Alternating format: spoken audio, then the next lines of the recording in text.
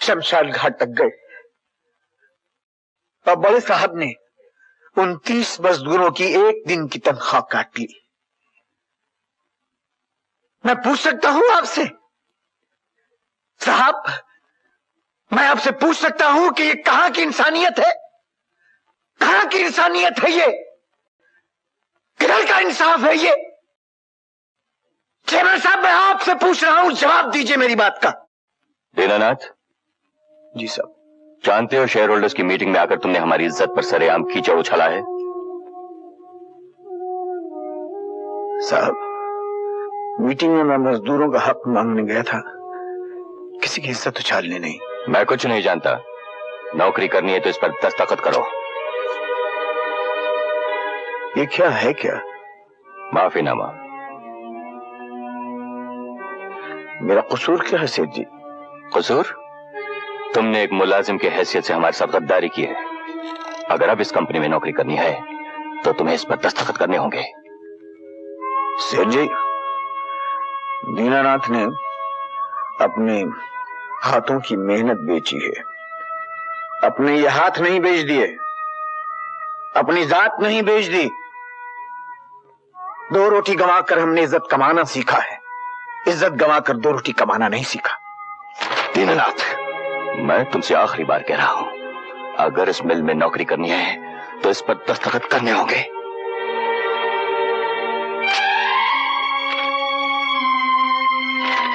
आप लोग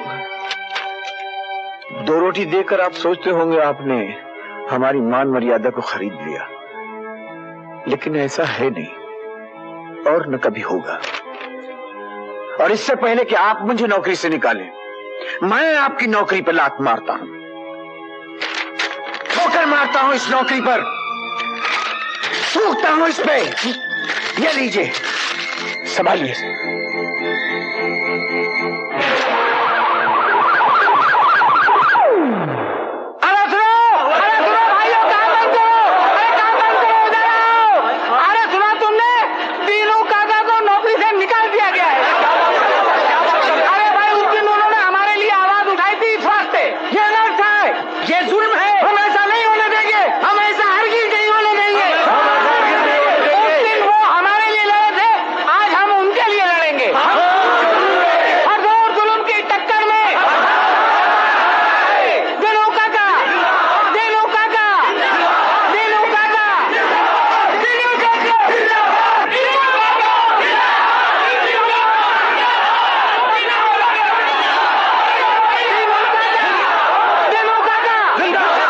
किसने कहा है भाई कि मुझे नौकरी से निकाल दिया गया?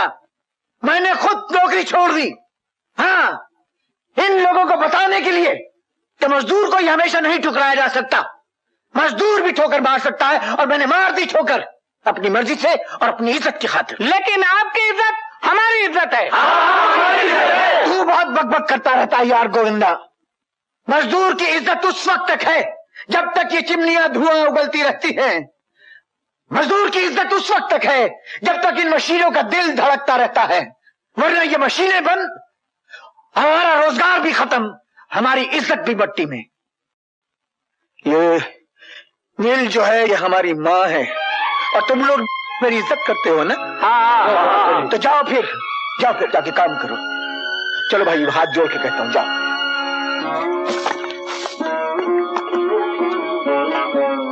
आज इतनी जल्दी आ गए?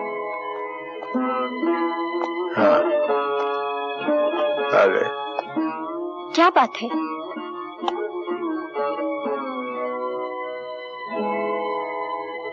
कोई बात नहीं, आओ बैठे।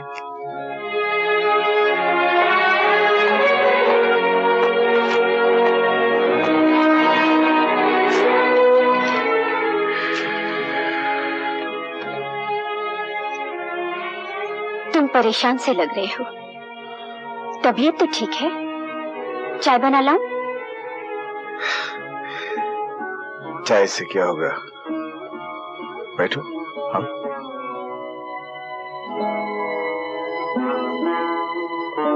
क्या हुआ?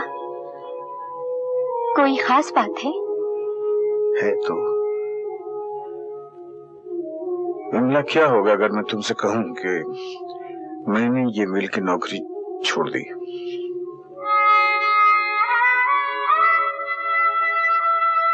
बगैर सोचे समझे तुमने आज तक कुछ भी नहीं किया। जो कुछ भी करोगे ठीक ही करोगे। नौकरी छोड़ देनी चाहिए तो छोड़ दो। ये नहीं पूछोगे इस घर का क्या होगा, गृहस्थी का क्या होगा, इन बच्चों का क्या होगा?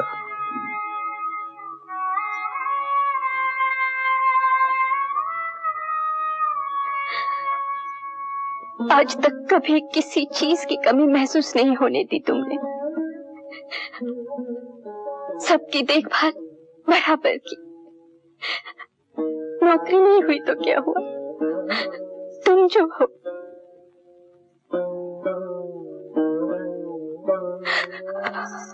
बाबूजी, मैं तेरा बेटा पास हो गया। मैंने इम्तिहान पास कर लिया। बाबूजी, बाबूजी आपका बेटा इंजीनियर बन गया है। बाबूजी इम्तिहान पास कर लिया। बाबूजी फुल फ्लैश इंजीनियर बन गया। बाबूजी क्या हुआ, क्या बात है बाबूजी?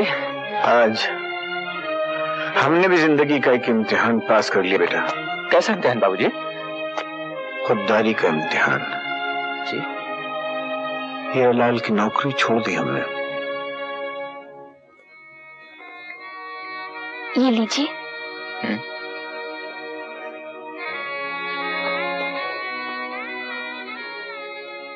बाबूजी की नौकरी चली गई, इसलिए मैं तुम्हें बधाई नहीं दे सकी। बधाई तो तुम्हें बाबूजी को देनी चाहिए मीनू। उन्होंने अच्छा ही किया। जो लोग रोजी रोटी के लिए जिंदगी से समझौता कर लेते हैं वो दुनिया में कुछ हासिल नहीं कर सकते।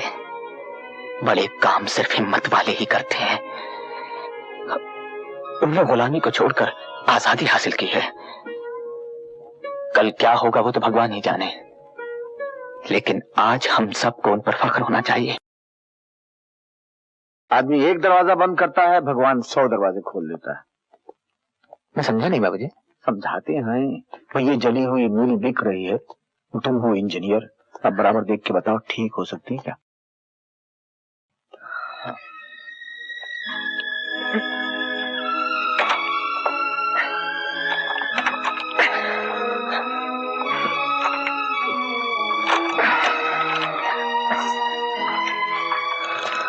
क्या ख्याल है पार्टनर? स्टार्टर तो ठीक है भाई, मोटर में कुछ काम ज्यादा लगता है। और वो क्रैंकशाफ्ट? क्रैंकशाफ्ट में डक तो नहीं है, मूवमेंट तो बिल्कुल ठीक है। लेकिन एक बात है बाबूजी, काम बहुत कठिन है, लेकिन हो सकता है कि नहीं? क्यों नहीं हो सकता? हो सकता। पता है खून पसीना एक करना होगा, लेकिन सपने पूरे करने का वक्त आ गया है पार्टनर। सपने पूरे करने का वक्त आ गया है। मिल खरीदेंगे। बाबूजी मेरी बात मानिए, आप कोई नौकरी ढूंढ लीजिए। नहीं बाबूजी, नौकरी नहीं करेंगे। बाबूजी मिल लगाएंगे। और पैसे कहां? सामने वाले पेड़ पे से तोड़ कर लाएंगे आप? टका पास है नहीं और मिल खरीदने चले। तुम चुप रहो रमेश। मां इन्होंने उल्टी सीधी बातें करके बाबूजी को बहकाया है। अरे लंबी लंबी बातें करने से फायदा क्या, यहां खाने के लाले पड़े हैं मालूम है? रमेश, तुमको खाने पीने के सिवा कुछ और आता भी है? बाबूजी लेकिन पैसे आएंगे कहां से? हाँ, ये सवाल है। पैसे आएंगे कहां से? मिल छोड़ते वक्त मुझे मिल से 15,000 रुपए मिले थे, और नकदी और जेवर मिलाकर कुल 10,000 रुपए मेरे पास हैं। बाबूजी, आपने जो मुझे दिवाली पर चूड़ियां दी थी वो 800 रुपए की हैं, और उसके अलावा मेरे पास कुछ 300-400 रुपए हैं। ये सब मिलाकर कुल 26,100 रुपए हुए। मिल 3 लाख रुपए की है।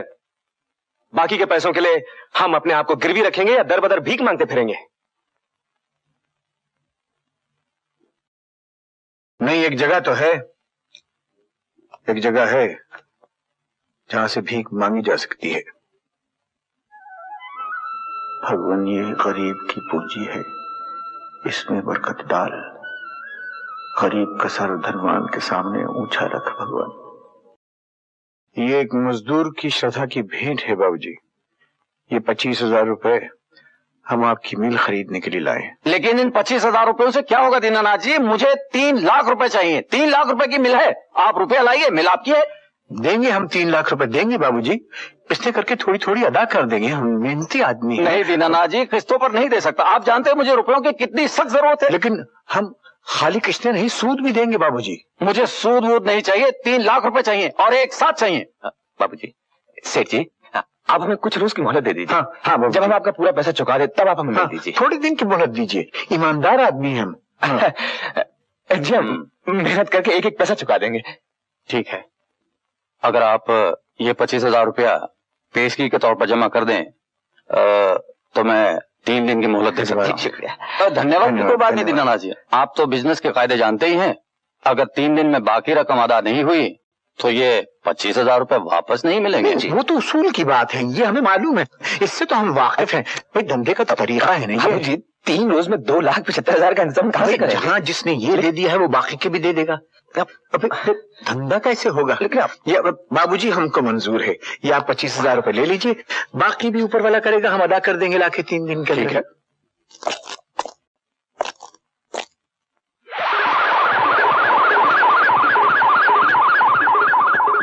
आइए आइए सेठ हीरालाल जी, आपने क्यों तकलीफ की? मुझे हुक्म देते, मैं हाजिर हो जाता। आज काम हमारा है मेहता साहब, हम आपकी ये मिल खरीदना चाहते हैं।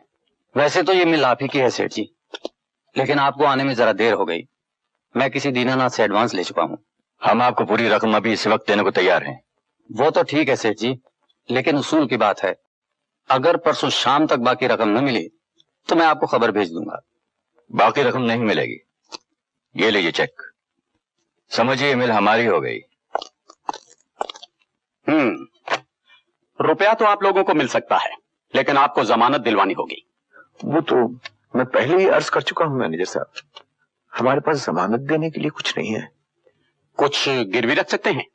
मेरा मतलब है जमीन, जायदाद या कुछ और।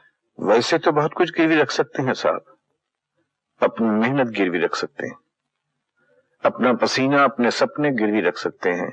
मजदूरी करने वाले आदमी के पास इसके सिवा और कुछ सरमाया तो है नहीं।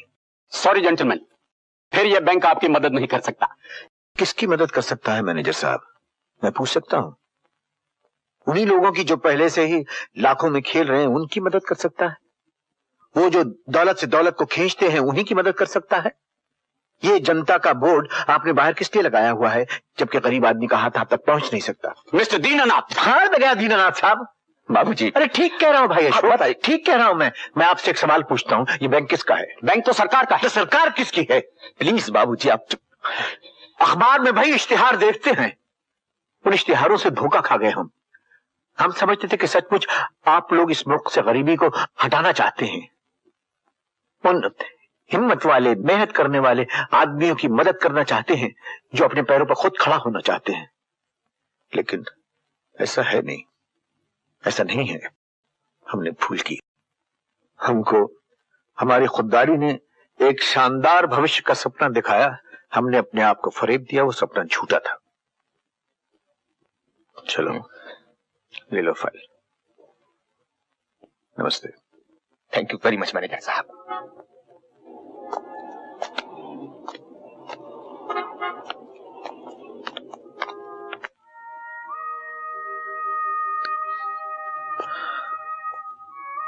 खाना खा लो। क्या कर दिया मैंने, क्या कर दिया मैंने? इस उम्र में आके अपने हाथों अपनी जिंदगी बर्बाद कर दी मैंने। तुम्हारा जेवर, अपनी बच्ची के बचाए हुए पैसे, खुद जिंदगी भर की कमाई मैंने फूंक दी। क्या किया मैंने? ऐसा मत कहो, मत कहो ऐसा। तुम हो तो सब कुछ है। भगवान तुम्हें सलामत रखे। आओ खाना खा लो। खा लीजिए बाबूजी, खा लीजिए। क्या पता कल खाना मिले न मिले। लानत है, धिक्कार है ऐसे बेटे पर। मुसीबत में बाप को सहारा देने के बजाय तू उन्हें दुख पहुंचा रहा है। बदतमीज। ऐसी औलाद से और उम्मीद भी क्या हो सकती है? हाँ हाँ, इस बात में भी दोष मेरा ही है। लेकिन आप ये मानने के लिए तैयार नहीं कि जब से एक कमीना इस घर में आया है आप सबकी आंखों पर पर्दा चढ़ा हुआ है। मैं अंदर आ सकता हूं?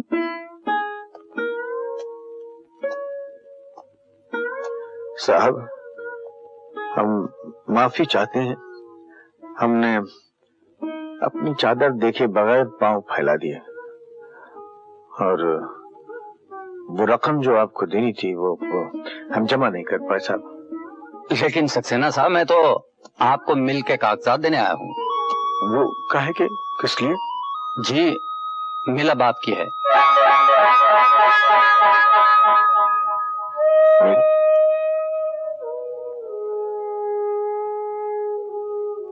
मिल हमारी कैसे हो गई मेहता साहब? बत्रा साहब ने बाकी रकम का चेक भेज दिया है। कौन बत्रा साहब? अरे साहब, वो बत्रा इंडस्ट्रीज वाले कुंदन लाल बत्रा करोड़पति आदमी हैं। लेकिन हम